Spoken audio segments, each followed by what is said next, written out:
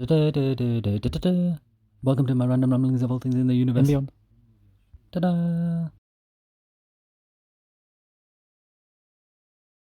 Greetings and salutations! I will try not to ramble too much on this video, as I did record one version of this video and it turned out to be over 10 minutes long, and I decided to cut it short for reasons of let's say creative genius.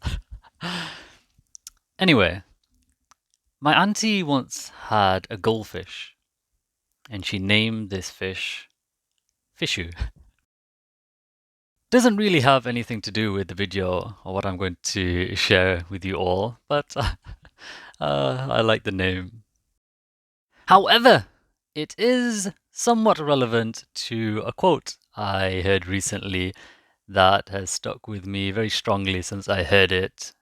I feel that the quote does have a very practical application, or at least my interpretation of it seemed somewhat practical. I liked it anyway, so I thought I would share it.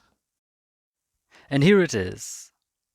In shallow men, the fish of little thoughts creates so much commotion, whereas in the minds of men with oceanic minds, the whales of inspiration make hardly a ruffle.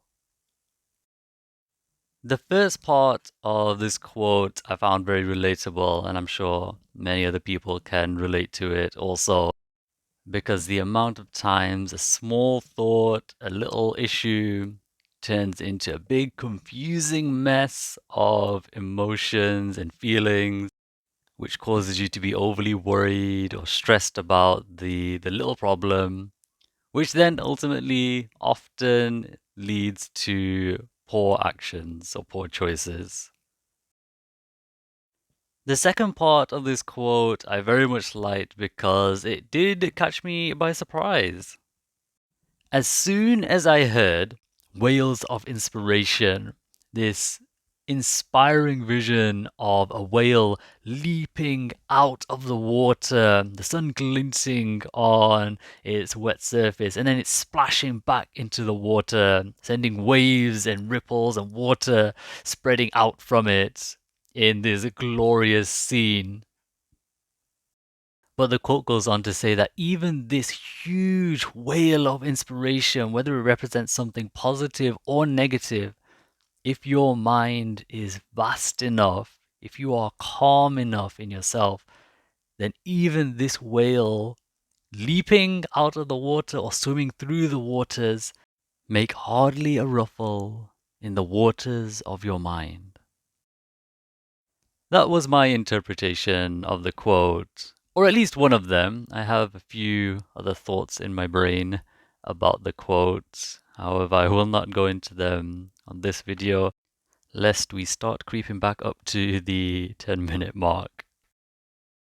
The practical application that popped into my mind for this quote in just day-to-day life was that if I'm ever in a situation where something's irritating me or I'm getting stressed about something, then to take a moment to imagine this irritant, this stressful situation, this problem as a small little fishy swimming in the ocean, causing a commotion.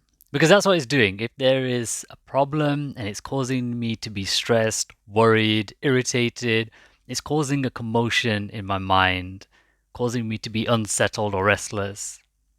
So then what I try and do is then look at this little fishy causing a commotion in my mind and then slowly start zooming out from the little fish causing a commotion and keep on zooming out further and further and imagining that little fish getting smaller and smaller till the ripples and the fish itself are just a little speck. You cannot even see it in the vastness of the ocean that represents life and your mind.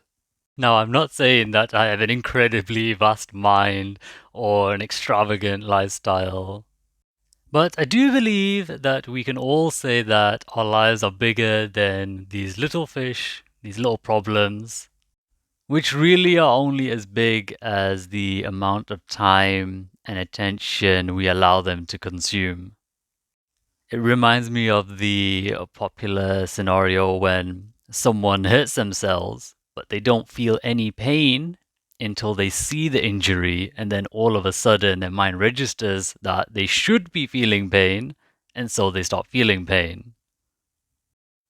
So, in a similar way, if we see problems everywhere and we're like, that's a problem, this is a problem, oh my god, my life is filled with nothing but problems, then our mind is going to reinforce that. But if we start looking for solutions, then we just start knocking them out the park. These problems, we're just like, home run, home run. I think that's how baseball works. Or even if we decide to change how we are looking at these situations, not as a problem, but as something that we can gain something from. Because I don't think I would be too wrong in saying that for most of us, we have had challenge after challenge to deal with in our lives.